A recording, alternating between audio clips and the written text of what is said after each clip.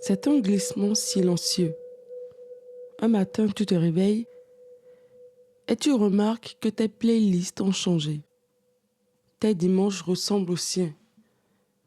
Tes avis se sont alignés sur les siens. Et tu as cette petite voix au fond de toi qui murmure: où es-tu passé? Qu'est-ce que toi tu penses de tout ceci? On nous a tellement dit que l'amour, c'était ne faire qu'un avec l'autre. Mais quand un mange l'autre, ce n'est plus de l'amour. C'est une disparition. L'autre n'existe plus. Aujourd'hui, on va parler de cet équilibre délicat. Celui qui permet d'aimer sans s'effacer, de partager sans se dissoudre et de retrouver ce territoire sacré, soi. Dans la continuité de notre série sur l'amour, nous allons parler de la dépendance affective. Si c'est un sujet qui t'intéresse, installe-toi confortablement. Imagine qu'on est attablé dans ton salon, avec ta boisson, ton thé, ton jus, ton café, et viens, on discute. Bienvenue dans Franchement Fifamé, votre posté audio où tout se dit avec bienveillance, amour et dans le respect. Coucou les amis, j'espère que vous allez bien. Moi je vais bien, je rends grâce. Est-ce que vous savez qu'il y a des signes qui ne trompent pas? La dépendance affective ne crie pas, elle chuchote. Elle s'installe sournoisement. Je vais vous donner 5 exemples de signaux d'alerte. Le premier signal, l'abandon de vos passions. Je n'ai plus le temps. C'est souvent un code pour prioriser systématiquement l'autre. Le deuxième signal, l'anxiété de la séparation. Son absence vous plonge dans un vide angoissant. Le troisième signal, la fusion amicale. Vos amis d'avant sont devenus nos amis quand ils ne sont pas tout simplement évincés. Le quatrième signal, la peur du conflit. Vous préférez vous taire que de risquer de déplaire. Et le cinquième signal, la perte de votre boussole interne. Vous ne savez plus ce que vous voulez sans consulter l'autre. J'ai un exercice pour toi. Regarde-toi dans un miroir et demande: est-ce que je me reconnais dans la personne que je suis devenue?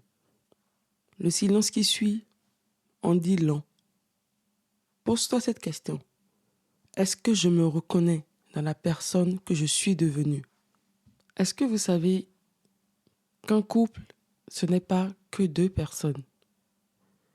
Il y a moi, il y a l'autre et il y a nous. Il faut pouvoir cultiver son territoire intérieur, son jardin secret.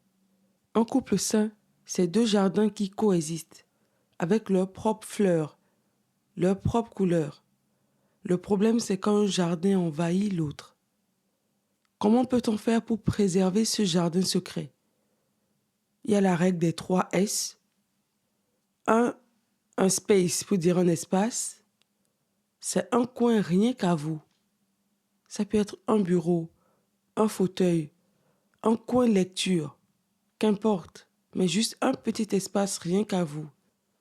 Le deuxième S, c'est un soin, une activité qui ne vous appartient qu'à vous. Mesdames, ça peut être le temps de votre skincare, le temps de votre pédicure, manicure. Monsieur, ça peut être le temps de regarder un match de foot. Un secret, un petit bonheur que vous ne partagez pas et vous n'avez pas à vous justifier de cela. Le secret, ça peut être un projet sur lequel vous travaillez. Vous pouvez le partager si vous le souhaitez ou vous le gardez. Ça dépend de la relation que vous avez avec votre conjoint. Pensez aussi à recommencer à parler à la première personne. Je pense que, au lieu de dire on pourrait, c'est bien de donner son avis. L'autre aussi donnera son avis. J'aimerais, au lieu de dire est-ce que tu veux. Pensez à dire ce que vous souhaitez aussi. Ce sont des petits actes qui sont des rappels que vous existez. Est-ce que vous arrivez à distinguer l'amour de la dépendance? Est-ce que vous aimez ou vous avez besoin de l'autre? Parce que avoir besoin, c'est se dire, je me sens complet qu'avec toi. Tu combles mes manques. Je ne sais pas qui je suis sans toi. Ça, c'est avoir besoin de l'autre. Aimer, c'est je me choisis et je te choisis. Nous partageons nos complétudes. Je sais qui je suis et j'aime qui tu es. J'aime bien dire, tu ne peux pas aimer l'autre si tu ne t'aimes pas toi-même. Prenons la métaphore du phare. Dans la dépendance, on est deux bateaux à la dérive qui s'accrochent. Dans un amour sain, on est deux phares solides qui s'éclairent mutuellement. Alors quel phare êtes-vous? Est-ce que vous êtes deux bateaux à la dérive qui s'accrochent? Ou vous êtes plutôt deux phares solides qui s'éclairent mutuellement? Est-ce que vous avez déjà entendu parler du cercle de vie? On va essayer un exercice ensemble. Prenez une feuille et dessinez un cercle. Divisez-le en 8 parts égales. Le couple ou l'intimité, ça c'est la première part. L'ami ou le social, deuxième part. Troisième, santé, bien-être. Quatrième, passion, créativité. Cinquième, carrière, études. Sixième, famille. Septième, développement personnel. Huitième, spiritualité, ressourcement. Maintenant, à vous d'évaluer chaque domaine. 10 pour dire je suis pleinement épanoui dans ce domaine et 0 pour dire ce domaine est complètement négligé. Si vous voulez, vous pouvez colorier chaque part selon votre niveau de satisfaction. C'est un exercice qui peut vous détendre et vous faire réfléchir. Ce que je souhaiterais que vous voyez dans ce cercle, regardez-le. Où sont les déséquilibres? Qu'est-ce que vous avez sacrifié? Qu'est-ce qui réclame votre attention? Cet exercice n'est pas un jugement. C'est plutôt une carte pour retrouver votre route. Où est-ce que vous en êtes? Prenons un aspect spirituel. Est-ce que vous connaissez l'histoire de Jacob? Je vous pousse à aller lire son histoire.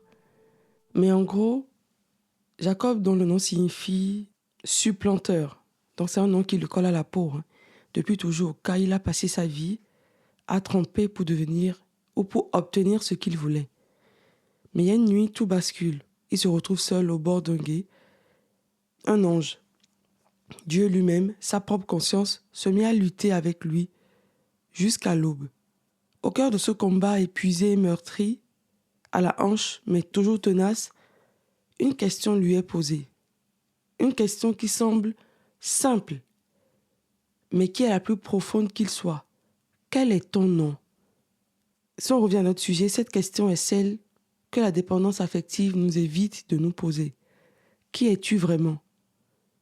En dehors de ce que tu fais pour être aimé, en dehors du rôle que tu joues. Et Jacob, pour la première fois, répond « Je suis Jacob, je suis le supplanteur », pour dire « je suis le problème » en fait. Et à ce moment précis, dans l'aveu de sa vérité, la plus crue, la transformation a eu lieu. Ton nom ne sera plus Jacob, mais Israël, celui qui a lutté avec Dieu.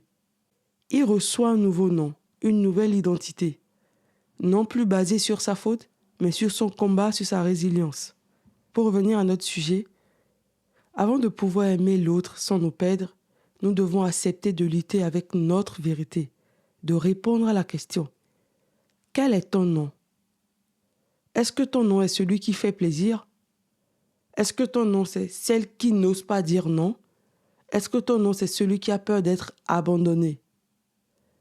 La transformation arrive quand nous avons le courage de dire notre vrai nom, puis d'en recevoir un nouveau, celui qui a lutté, celle qui a survécu, l'être digne. La bénédiction, la paix, la liberté arrivent après que nous ayons avoué qui nous sommes vraiment. Nous avons des petits pas concrets pour recommencer à exister. La théorie, c'est bien, mais la pratique, c'est beaucoup mieux. Beaucoup. Et si pour cette semaine, on faisait un plan d'action, ce que je vous propose, c'est de prendre du temps pour vous, 2 heures, seul, à faire exactement ce qui vous fait plaisir. Apprenez à dire non, à faire le non bienveillant. C'est pratiquer un non authentique, sans justification excessive. La redécouverte. Reprenez une activité que vous aviez abandonnée.